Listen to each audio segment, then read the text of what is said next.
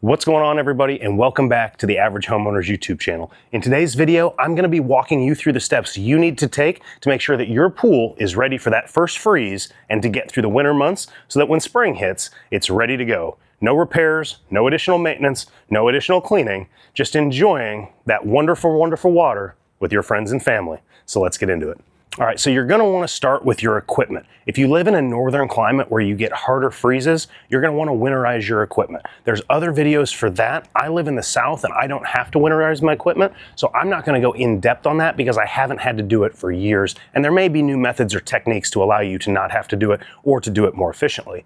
With your southern pools where you don't get that many cold days, or you may just have to run your equipment or turn the heater on when you've got a freeze coming, that's what I'm going to dig into right here. So the first thing you're going to want to do is clean your filters. We've got 3 filters. We cleaned those out a couple of weeks ago, so I'm not going to tear it apart and show all that here, but you're going to want to make sure that's cleaned out. You're going to want to make sure you reinstall your filters, lubricate your seals, and get that all put back together and ready for winter. We are still going to be cleaning during winter, but we want to make sure that we don't have a dirty filter because it was a long summer, a lot of sand in there, got it all cleaned out. The next thing is your chlorinator. I've actually already taken the chlorinator.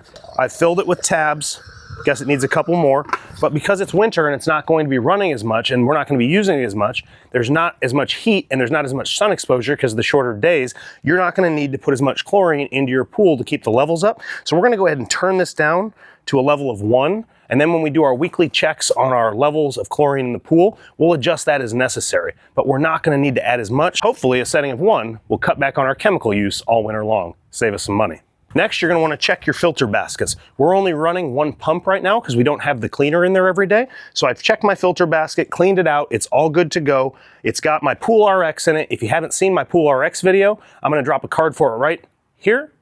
Pool RX actually helps control algae in the pool. I keep it in there year round, and it's one of the best things you can do to help keep your pool maintenance to a minimum. So check that out. Next, we're going to come over and check our timing. So we've got all of our timing dials here. I've already adjusted it, so I've currently got it set to run from 10 a.m. to 5 p.m. every day. Now during the summer, we run it all sunlight exposure hours just to keep it chlorinated, keep it clean, and keep the pool healthy. During the winter, especially when you're not using it as much and it doesn't have that sun exposure that I was talking about earlier, you're going to want to cut back on your time to save you money on electricity, and the pool just really doesn't need to be run that much. That said, if there is a freeze coming, you're going to want to turn this on, take your timer stops and starts off, and run this the entire time that the temperature is below 32 degrees. Okay, so coming over to the pool itself, you're going to want to check your chlorine levels, your pH levels, and your alkalinity levels to make sure that going into the winter, everything is where it needs to be. Last week, I decided that I wanted to do one last shock on the pool, so I used 2 pouches of Clorox shock, linked in the description below along with all my chemicals and everything I use for these videos, but I put 2 Clorox shocks in there just to make sure that the pool was sanitized and clean before we pulled everything out and got it ready for winter. If you see some of my other videos on the pool, I've actually have loungers in here that sit in here all summer long. They're filled with water. With winter coming, you want to go ahead and pull your loungers out, drain them, and store them, because if that water freezes inside of them, it will expand and it'll break the plastic or the mold of what those pool chairs are made of. So go ahead and pull those out, drain them, and get them stored.